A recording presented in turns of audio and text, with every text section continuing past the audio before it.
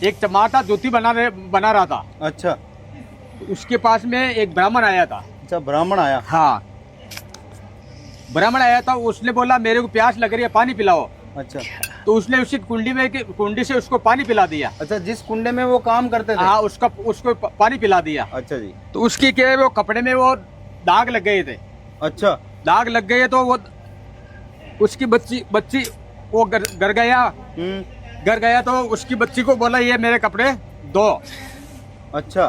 तो उस बच्ची ने उस कपड़े को धोया तो वो दाग है नहीं, वो दाग वो उतरे नहीं। अच्छा, वो दाग नहीं उतरे तो कपड़ों पे लग गए थे। हाँ, लग गए थे। वो पानी पीले के छींटे लगे, वो दाग हो गए। ओहो। फिर उस बच्ची ने क्या हुआ, उस दांतों से उसको रगड़ रगड़ के वो दाग को उतारने की कोशिश की। अच्छा। तो उसको क्या ऊपर वाला वो ये जो बुजुर्ग कहानी संत रविदास के बारे में सुना रहे हैं बिल्कुल ही झूठी है। इनको जरा भी ज्ञान नहीं है, फिर भी इनके वीडियो में 2000 से भी ज़्यादा लाइक आए हैं। पता नहीं लोग क्या सोच के इनके वीडियो को लाइक करते हैं।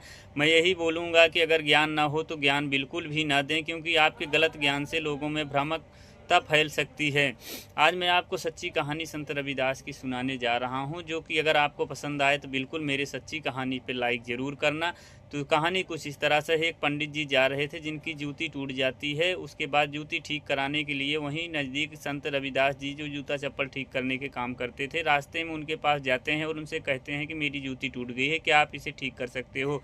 उसके बाद संत रविदास जी ने कहा कि मेरा बिल्कुल यही काम है, मैं इसको ठीक करके अभी दे दूँगा। उसके बाद में पंडित जी की जूती ठीक करके दे दिए। पंडित जी से उन संत रविदास जी ने कहा कि आप जा रहे हो गंगा स्नान करें, मैं एक दमड़ी ले जाओ, वहाँ पे माता गंगा जी को भेंट कर देना। और लेकिन हाँ, याद रखना कि माता गंगा जी अगर हमारी भक्ति से प्रसन्न हो के यह दमड़ी मांगें तभी आप देना। उसके बाद में पंडित जी जाते हैं, गंगा स्नान करते हैं और गंगा स्नान करने के बाद चलने लगते हैं। तभी उन्हें याद आता है कि संत रविदास जी की दी हुई एक दमड़ी मेरे पास में है। शिष्यों से बात होने लगती है कि माता गंगा जी क्या प्रसन्न हो कि यह दमड़ी मांगेंगी।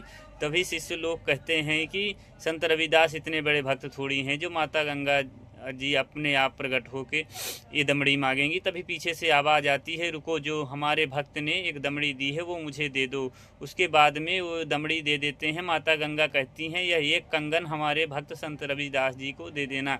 लेकिन पंडित जी के मन में लोभ आ जाता है और राजा साहब के पास चले जाते हैं। राजा साहब के पास जाने के बाद वो कहते हैं कि मेरे भक्ति से प्रसन्न हो के माता गंगा ने मुझे यह एक कंगन दिया है जो मैं आपको भेंट करना चाहता हूँ। वहाँ पे रानी जी भी थी। रानी जी को वो कंगन बहुत पसंद आता है और वो बोलती हैं कि मुझे ऐसा दूसरा कंगन ला के दो। पंडित जी बोले कि मैं ऐसा दूसरा कंगन ला के नहीं दे सकता हूँ। राजा साहब ने जब उनको फटकार लगाई तो उन्होंने सच्ची कहानी बताई। उसके बाद राजा साहब स्वयं बोले कि मैं संत रविदास जी के पास चलूँगा। पंडित जी और राजा साहब दोनों लोग संत रविदास जी के पास आते हैं और उनसे कहते हैं, सारी कहानी बताते हैं और कहते हैं कि आप मुझे चमत्कार करके दिखाओ, मुझे ऐसा दूसरा कंगन चाहिए। तो संत रविदास जी कहते हैं कि मैं कोई चमत्कारी नहीं हूँ और चमत्कार मैं कोई नहीं करता हूँ, फिर भी अगर मेरी सच्ची भक्ति है तो मेरे इस कठौती में ही कंगन आएगा।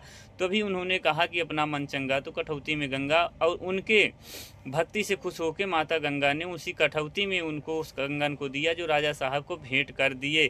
कुछ इस तरह सी कहानी थी जो कि ये अंकल झूठी कहानी, भ्रामक कहानी फैला रहे हैं, जो कि बिल्कुल ही गलत है। इसीलिए मैं कहता हूँ कि हर बूढ़ा व्यक्ति ज्ञानी नहीं होता है। अगर अधूरा ज्ञान हो तो आप किसी को अधूरा ज्ञान न दें, इससे लोगों में भ्रमकता फैल सकती है। अगर मेरी आपको बताई हुई बात और मेरी कहानी अच्छी लगे तो आप मेरा वीडियो लाइक करें, शेयर करें, चैनल कमेंट करें। जल्द ही मेरा स्टूडियो तैयार हो जाएगा जो कि मैं काफ़ी पैसा लगा चुका हूं उसमें। तो मेरी नेक्स्ट वीडियो जो कि कॉमेडी आती थी पहले की तरह कंटिन्यू आएगी। तो आप अपना प्यार बनाए रखें। आशा करता हूं कि आप लोग मुझे प्यार और आशीर्वाद देंगे ताकि मैं भी आगे बढ़ सकूँ। धन्यवाद।